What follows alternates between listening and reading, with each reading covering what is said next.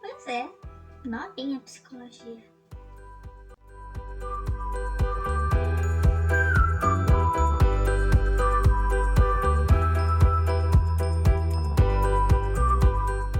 Bom dia, boa tarde, boa noite a todas e todos.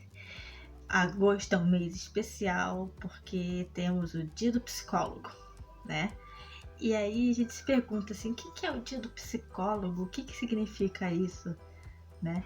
De certa forma, o Dia do Psicólogo, diferente de muitas outras profissões e tal, não é um dia de santo, não é um dia de um padroeiro. É um dia muito importante para a nossa história da psicologia e é isso que eu vou contar para vocês hoje.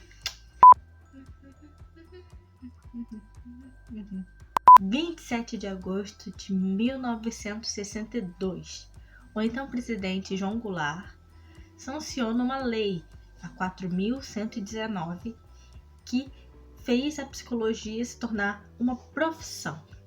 Mas isso não foi o suficiente, isso aí foi o primeiro passo, apesar da gente lembrar dessa data.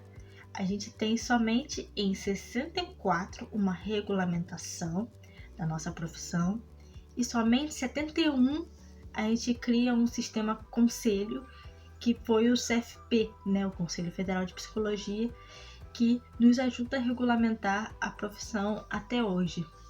E dessas organizações importantes para a gente entender a psicologia, só em 1998 que surge a ABEP, que é a Associação Brasileira de Ensino de Psicologia, que nos ajuda a entender o currículo e coisa do tipo. Mas Rebeca, isso significa que antes disso não havia psicologia no país? Não. A história da psicologia no nosso país vem de muito antes. Quando os jesuítas vieram para o nosso país colonizar os povos indígenas, eles já tinham a mentalidade de entender o outro, entender a si mesmo, que tem a ver com a companhia de Jesus.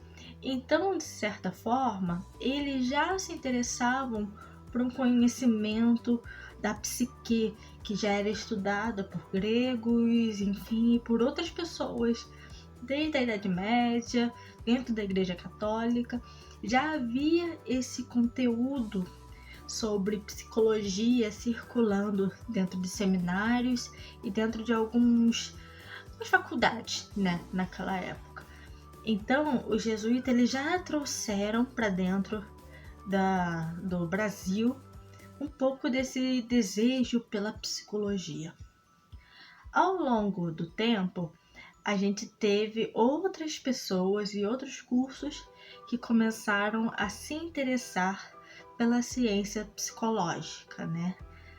A gente tem alguns marcos no século XIX. A gente tem o médico Francisco de Melo Franco, que ele propôs uma psicologia médica, né?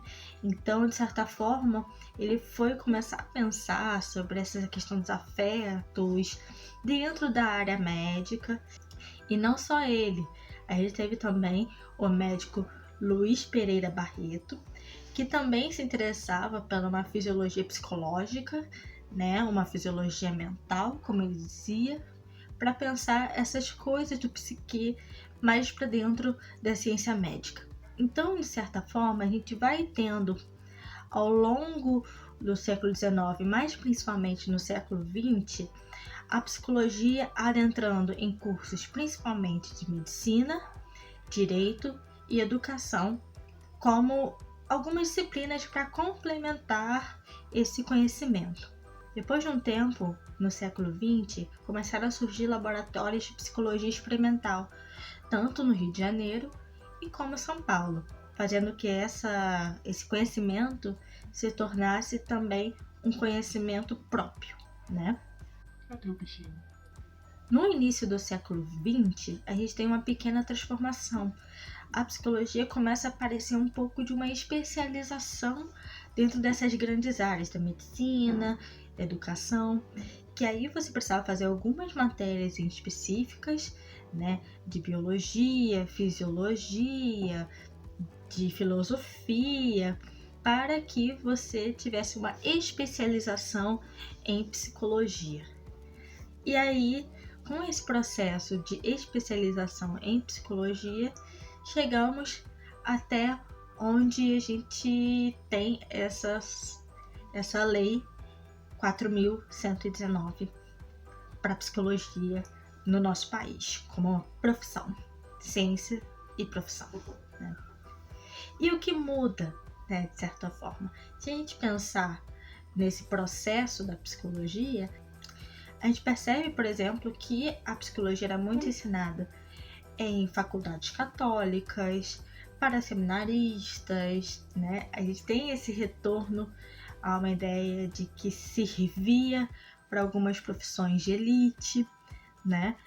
E a psicologia foi mudando muito ao longo do tempo, principalmente com o crescimento das faculdades públicas e também com o setor privado, com novas universidades e crescimento do ensino superior, com a entrada de cotas, com tantas outras pessoas que puderam ter acesso à educação, que antes ou foram escravizadas ou não tinham direito ao ensino superior. A gente vê uma psicologia se transformando ao longo do tempo, né? Então a gente vê uma mudança nesse perfil de quem estuda psicologia. Não são somente clérigos que querem para suas paróquias, né? Não são apenas uma elite que conseguiu acessar a faculdade pública ou uma universidade católica. Vê realmente um crescimento do número de psicólogos hoje em dia. E a gente vê nesse crescimento do número de psicólogos também uma mudança no perfil religioso dessas pessoas, né? Então, se você pensar, por exemplo, a década de 70, pensando que é o primeiro crescimento do número das pessoas que fazem psicologia, os evangélicos eram 5%, né, da população. E como isso foi crescendo para que hoje a gente tenha uma estimativa pelo Datafolha, que não é o IBGE, mas nos ajuda a ter alguma ideia, de que os evangélicos são cerca de 30% da população. Isso vai afetar também na entrada no ensino superior. Com as cotas, também a religiosidade da camada populacional com menos poder aquisitivo entra a universidade. Então, uma periferia que também era evangélica entra na universidade. Eles veem esse curso como valoroso para se pensar coisas que têm a ver com a igreja evangélica, né? Então a gente vai tendo uma variação maior, não só desse pessoal católico, clérigo, que pensava em psicologia, mas muita gente sem religião, evangélica, pessoas negras, enfim, pessoas mais pobres, né? Que tiraram um pouco dessa ideia, apesar de ainda ter um preconceito enorme de que a psicologia seria um curso de elite e que seria um curso para a clínica. A gente está desconstruindo isso, porque agora temos muitos psicólogos no serviço público, nas escolas, nos hospitais, mas ao mesmo tempo